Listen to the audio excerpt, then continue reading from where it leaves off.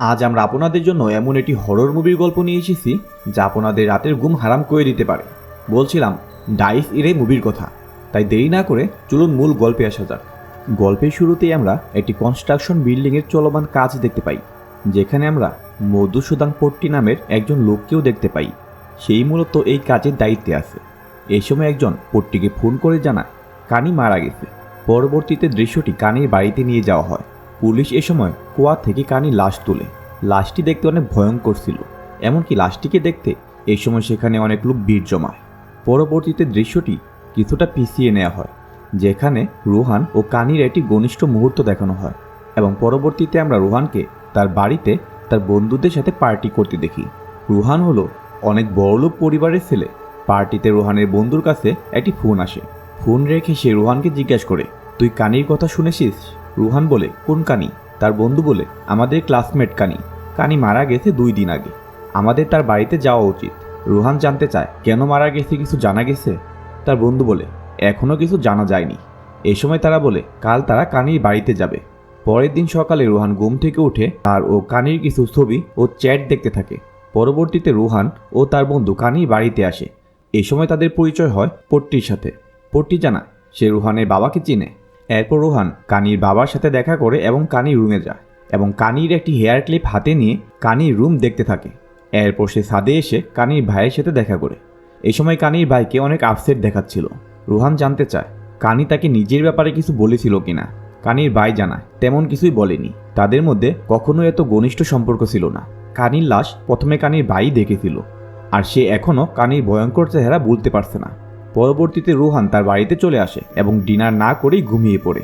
হঠাৎ রোহানের ঘুম ভেঙে যায়। তার মনে হচ্ছিল রুমে কেউ আছে, তাই সে বিছানা থেকে উঠে রুমের জানালা বন্ধ করতে লাগে। আর হঠাৎ তার রুমের দরজা খুলে যায় এবং সে ঘুঙুরের শব্দ শুনতে পায়। তাই সে রুম থেকে বের হয়ে ঘরের এদিকে ওদিকে দেখতে থাকে, কিন্তু কাউকেই দেখতে পায় না। তাই আবার রুমে গিয়ে দরজা লাগিয়ে দেয়। পরের দিন আমরা রোহানকে তার বন্ধুদের সাথে ফুটবল খেলতে দেখি, যেখানে আমরা জানতে পারি রোহানের আমেরিকা চলে যাওয়ার কথা ছিল, কিন্তু কানির মৃত্যুর জন্য তার আমেরিকা যাওয়াটা কিছুটা পিছিয়ে গেছে। পরের দিন ঘুমের মধ্যে রোহান বুঝতে পারে তার মাথায় কেউ হাত বুলিয়ে দিচ্ছে, আর এতে রোহানের ঘুম ভেঙে যায় এবং সে কিছুটা ভয় পেতে লাগে। এই সময় সে দেখতে পায় তার বিছানার একটা অংশ কিছুটা নিচু ছিল, যা আস্তে আস্তে সমান হয়ে ওঠে। মনে হচ্ছিল কেউ সেখানে বসেছিল আর মাত্রই সেখান থেকে উঠে দাঁড়িয়েছে। এমনকি আজ কেউ তার রুমের জানালা ও দরজা খোলা অবস্থায় দেখতে পায়। হঠাৎ সে আবার সেই ঘুঙুরের শব্দ শুনতে পায়, তাই ভয়ে ভয়ে সে তার রুম থেকে বের হয়ে বাইরে থেকে দরজা লক করে দেয় এবং দরজায় কান পেতে সেই ঘুঙুরের শব্দ শোনার চেষ্টা করে। আর তখনও সে ঘুঙুরের শব্দ শুনতে পাচ্ছিল, তাই সেই ড্রয়িং রুমে এসে সারা রাত বসে থাকে। এমনকি সকাল হয়ে গেলেও সে তার রুমে প্রবেশ করতে ভয় পাচ্ছিল। অপরদিকে কানির বাড়ির লোকজন ওই কুয়া বন্ধ করে দেয় যেখানে কানি মারা গিয়েছিল। আর এদিকে রোহান আমেরিকা যাওয়ার টিকিট কাটে। রাতে যখন রোহান খাবার শেষ করে খাবারের কৌটার মুখ লাগিয়ে বেসিনে যায়, হঠাৎ কৌটার মুখ খুলে নিচে পড়ে যায়। রোহান ভয়ে ভয়ে ওই কৌটার মুখ তুলে, আর তখন সে বুঝতে পারে কেউ একজন বারবার তার মাথায় হাত দিচ্ছিল। আর সে কিছু বুঝে ওঠার আগেই এক অদৃশ্য শক্তি রোহানকে মেরে ফেলার চেষ্টা করতে লাগে। রোহান নিজেকে সেই অদৃশ্য শক্তি থেকে বাঁচাতে অনেক চেষ্টা করে, কিন্তু সেই অদৃশ্য শক্তির হাত থেকে রোহান যেন নিজেকে কিছুতেই রক্ষা করতে পারছিল না। এমনকি এই সময় রোহানের হাতে একটি কামড়ের চিহ্ন ভেসে ওঠে এবং এক পর্যায়ে রোহান জ্ঞান হারিয়ে ফেলে। সকালবেলা কাজের মহিলা ও সিকিউরিটি গার্ড রোহানকে ডেকে বলে সারা রাত রোহান নিচে অজ্ঞান হয়ে পড়েছিল। এসব কীভাবে হলো জানতে চাইলে রোহান কিছু বলে না। এই সময় রোহানের শরীরে বিভিন্ন আঘাতের চিহ্ন দেখতে পাওয়া যায়। ওই অদৃশ্য শক্তি যেহেতু বারবার রোহানের চুলে হাত দিচ্ছিল, তাই রোহান তার চুল কেটে ফেলে যেন সে রোহানের চুল ধরতে না পারে। পরবর্তীতে রোহান পট্টির সাথে দেখা করতে যায়। এই সময় রোহান পট্টিকে তার ও কানির সম্পর্কের কথা খুলে বলে। রোহান জানায় কানি তাকে বিয়ে করার জন্য অনেক প্রেশার দিচ্ছিল, কিন্তু রোহান সেই সময় বিয়ের জন্য রাজি ছিল না এবং কানির সাথে যোগাযোগ বন্ধ করে দেয়। আর কিছুদিন পর হঠাৎ সে শুনতে পায় কানি মারা গেছে। আর কানি মারা যাওয়ার পর থেকেই এক অদৃশ্য শক্তি রোহানকে টর্চার করছে। এখন আপনিই পারেন আমাকে সাহায্য করতে। পট্টি জানতে চায় আমি কিভাবে আপনার সাহায্য করতে পারি। রোহান বলে আপনি কানির পরিবারের সাথে কথা বলে কিছু একটা করার ব্যবস্থা করুন, যেমন পূজা। পট্টি জানায় সে চেষ্টা করে দেখবে এবং বলে মানুষ মারা যাওয়ার পর 16 দিন তার আত্মা আশেপাশেই থাকে, বিশেষ করে যাদের অকাল মৃত্যু হয়। কানির মৃত্যু 16 দিন হতে আর মাত্র কিছুদিন বাকি, তাই পট্টি রোহানকে আর কিছুদিন ধৈর্য ধরতে বলে। এরপর রোহান বাড়ি এসে সকল কাজের লোকদের বলে আজ থেকে বাড়ির সকল দরজা জানালা খোলা থাকবে, এমনকি সকল লাইট সব সময় অন থাকবে। এরপর কানির পূজা হয় এবং কিছুদিন ভালোই যেতে থাকে। আর তার কিছুদিন পর রুহান কানির ভাইকে তাদের বাড়িতে আসতে বলে তাদের সাথে পার্টি করতে। পরবর্তীতে কানির ভাই ও রুহান বারান্দায় গিয়ে গল্প করতে শুরু করে। আর গল্পের এক পর্যায়ে রুহান কানির ভাইকে কিছু টাকা দিয়ে সাহায্য করতে চায়, কিন্তু এই সময় কানির ভাই রেগে যায়, কেননা সে রুহানের কাছ থেকে টাকা চাইতে আসেনি। রুহান তাকে বোঝানোর চেষ্টা করে, কিন্তু কানির ভাই রাগ করে চলে যেতে চায়। এই সময় রুহান তাকে আটকায়। কানির ভাই কানির জন্য অনেক কান্না করতে শুরু করে। আর হঠাৎ রুহান আবার সেই ঘুঙুরের শব্দ শুনতে পায়। এই সময় সে কানির ভাইয়ের দিকে তাকালে সে দেখতে পায় ওই অদৃশ্য শক্তি কানির ভাইকে টেনে ফেলে দিচ্ছে। রুহান এই সময় তাকে ধরার অনেক চেষ্টা করে, কিন্তু শেষ পর্যন্ত কানির ভাই নিচে পড়ে যায় এবং তার হাত পা ভেঙে সে মারাত্মকভাবে আহত হয়।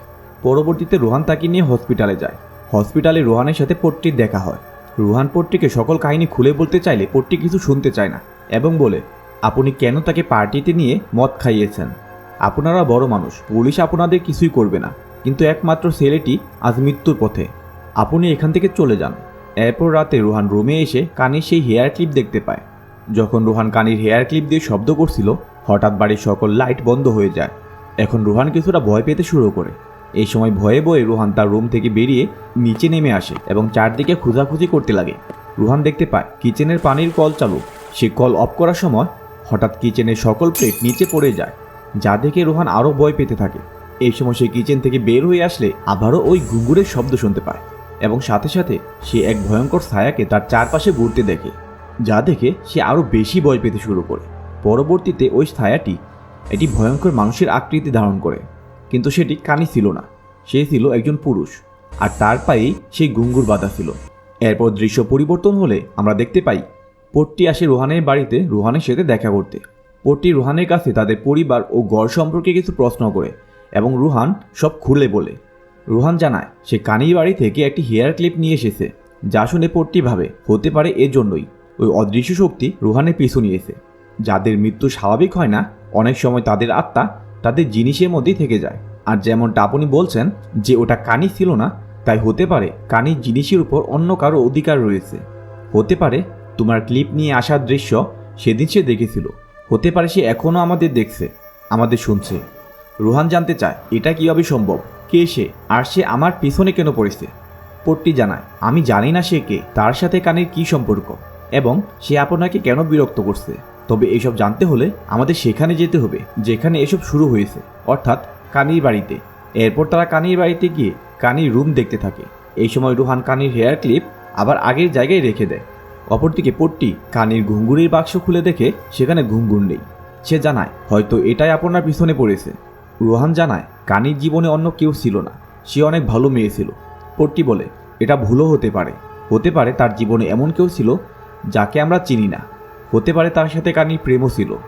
যেহেতু সে আপনাকে মারতে চাচ্ছে, তাই এর পেছনে অবশ্যই কোনো বড় কারণ রয়েছে। এরপর তারা ওই তৃতীয় ব্যক্তিকে খুঁজতে শুরু করে। আর সবার আগে এই বিষয়ে কানির বাড়ির কাজের মহিলার কাছে জানতে চাওয়া হয়, কারণ পট্টির মতে কাজের মহিলাদের কাছে এই ধরনের খবর সব থেকে বেশি থাকে। এ সময় তারা ইসমা নামের কানির বাড়ির কাজের মহিলার কাছে যায় ওই তৃতীয় ব্যক্তি সম্পর্কে জানতে। ইসমা জানায় কানির জীবনে এমন কেউ ছিল না, কানি অনেক ভালো মেয়ে, সে সবসময় চুপচাপ থাকতো। ইসমার কাছ থেকে আরও জানতে পারা যায় কানি একটি ডান্স স্কুলে ডান্স শিখতে যেত। পট্টি এই সময় রুহানকে তার বাড়িতে থাকতে বারণ করে, তাই রুহান এই সময় তার বাড়িতে গিয়ে কাজের মহিলাকে দিয়ে রুম থেকে তার ব্যাগ নিয়ে আসে এবং কাজের মহিলাকে ছুটি দিয়ে দেয় এবং সিকিউরিটি গার্ডকে সেখানেই থাকতে বলে, যেন কেউ তার বাড়িতে প্রবেশ করতে না পারে। এই বলে রুহান চলে আসে। এদিকে আমরা পট্টিকে দেখতে পাই যে টেবিলে বসে খাচ্ছিল। হঠাৎ সে তার অসুস্থ মায়ের শব্দ শুনতে পায়। এই সময় সে মা বলে ডাকতে থাকলে তার মা কোনো কথা বলে না। আর হঠাৎ তার রুমের জানালা একাই খুলে যেতে শুরু করে, এমনকি তার সামনে থাকা চেয়ারটিও একাই সরে যেতে দেখে, যা দেখে পট্টি কিছুটা ভয় পেতে শুরু করে এবং সে দ্রুত পূজার ঘরে গিয়ে মোমবাতি জ্বালাতে চেষ্টা করে, কিন্তু মোমবাতি যেন কিছুতেই জ্বলছিল না। তবে অনেক চেষ্টার পর সে মোমবাতি জ্বালাতে পারে। এই সময় পট্টি সেই ঘরে ঘুঙুরের শব্দ শুনতে পায় এবং দরজার ফাঁকা দিয়ে একটি ছায়া দেখতে পায়। এরপর ছায়াটি তার দরজার সামনে থেকে চড়ে গেলে সেই সারা ঘরে এমনকি নিজের শরীরেও মুড়ি ছিটিয়ে দেয় এবং তার মায়ের খোঁজ নিতে আসে। এই সময় সে তার মাকে সুস্থ অবস্থাতেই দেখতে পায়। অপরদিকে হাসপাতালে আমরা কানির ভাইকে দেখতে পাই, যার অবস্থা খুবই খারাপ। এরপর রুহান ও পট্টি ওই ডান্স স্কুলে গিয়ে একটি মেয়ের সাথে কথা বলে জানতে পারে কয়েক মাস আগে একটি ছেলে ডান্স স্কুলের সামনে দাঁড়িয়ে দাঁড়িয়ে কানিকে দেখত। ছেলেটি পাশের একটি ফটোকপির দোকানে কাজ করত। ওই দোকানেই তাদের প্রথম দেখা হয়েছিল, কিন্তু পরবর্তীতে ছেলেটি আর সেখানে আসতো না। এটা প্রায় 7 থেকে 8 মাস আগের ঘটনা। মেয়েটির কাছ থেকে ওই ছেলের আকৃতির বর্ণনা নিয়ে রুহান ও পট্টি তাকে খুঁজতে ওই ফটোকপির দোকানে যায়। সেখানে তারা জানতে পারে ওই ছেলেটির নাম ফিলিপ। দোকানের মালিক জানা, চার্লসের ফাদার ছেলেটিকে আমার দোকানে পাঠিয়েছিল একটি কাজের জন্য, তাই আমি তাকে কাজে রেখেছিলাম। কিন্তু কাজের প্রতি তার তেমন একটা মনোযোগ ছিল না, সে সবসময় রাস্তার দিকে তাকিয়ে থাকতো। দোকান মালিক তখন রুহানকে ফিলিপের ফোন নাম্বার দিয়ে জানায় ফিলিপ এখন সৌদি থাকে।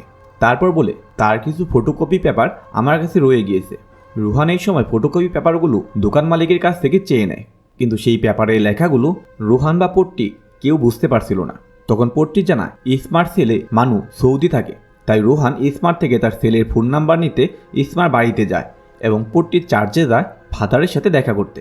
ফাদার এই সময় পট্টিকে তার ফোন থেকে ফিলিপসের একটি ছবি দেখায়, যা দেখে পট্টি অনেক অবাক হয়ে যায়, কেননা স্মার্ট ছেলে মানুই আসলে ফিলিপস। অপরদিকে রুহান ইসমার সাথে দেখা করে মানুর ফোন নাম্বার চাইলে ইসমা জানায় মানু একবার এক এক নাম্বার থেকে ফোন করে এবং পরবর্তীতে ওই নাম্বারে আর কোনো ফোন ঢোকে না। রুহান তারপরও ওই নাম্বার চাইলে ইসমা নাম্বার আনতে রুমে প্রবেশ করে।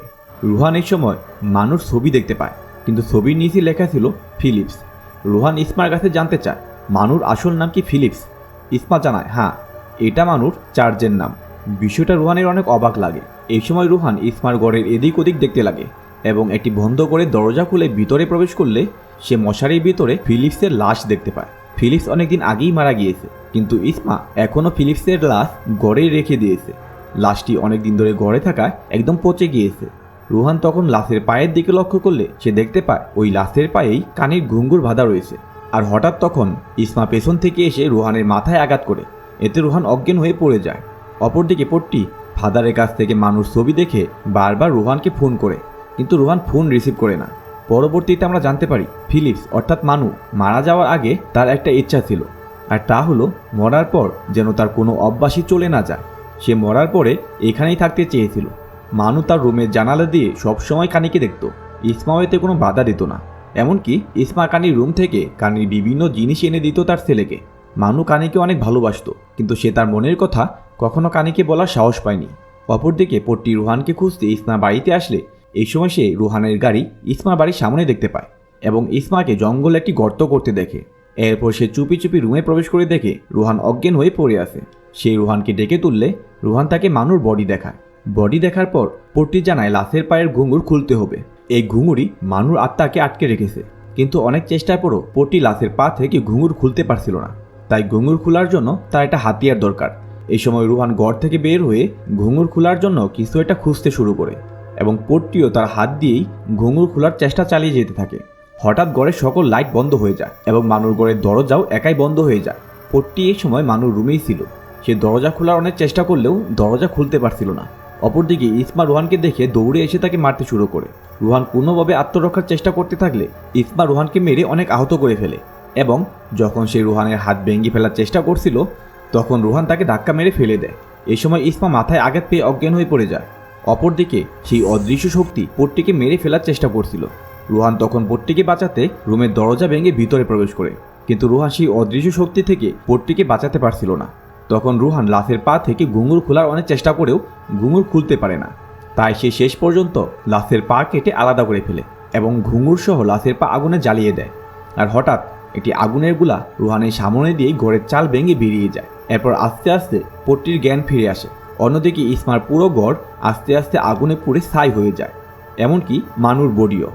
পরবর্তীতে আবারও আমরা ওই কনস্ট্রাকশন বিল্ডিংয়ে চলমান কাজ দেখতে পাই, যেখানে একটি লোক এসে পট্টিকে জানায় তাদের ঘরে এক অদৃশ্য শক্তি রয়েছে, যার কারণে তারা তাদের ঘরে থাকতেও পারে না, এমনকি ঘরটি বিক্রিও করতে পারে না। তাই সে পট্টির কাছে সাহায্য চাইতে এসেছে। অপরদিকে রুহান এসে পট্টির সাথে শেষবারের মতো দেখা করে, কারণ আগামীকাল রুহান আমেরিকা চলে যাবে। রুহান যখন আমেরিকা যাওয়ার জন্য তার ব্যাগ রেডি করছিল, এই সময় হঠাৎ সে আবারও একটি অদ্ভুত শব্দ শুনতে পায় এবং সে অন্য রুমে গিয়ে দেখে বিছানার উপর কানির হেয়ার ক্লিপ পড়ে রয়েছে এবং বিছানার একটা অংশ নিচু হয়ে রয়েছে, যেন কেউ সেখানে বসে রয়েছে। এই সময় রুহান ভয়ে ভয়ে বিছানার উপর একটি চাদর দিলে চাদরটি বিছানার উপর উঁচু হয়ে থাকে, যেন চাদরের নিচে কেউ একজন বসে আছে। রুহান এই সময় ভয়ে ভয়ে চাদরটি টেনে সরাতে থাকে। আর এখানে গল্পটি শেষ হয়। তাই আশা করা যায় মুভিটির দ্বিতীয় পর্ব আসবে। এই হরর মুভিটির গল্প আপনাদের কাছে কেমন লাগলো তা কমেন্ট বক্সে জানাবেন। আর এরকম সব মুভির গল্প শুনতে চ্যানেলটি সাবস্ক্রাইব করে সাথেই থাকবেন। ধন্যবাদ।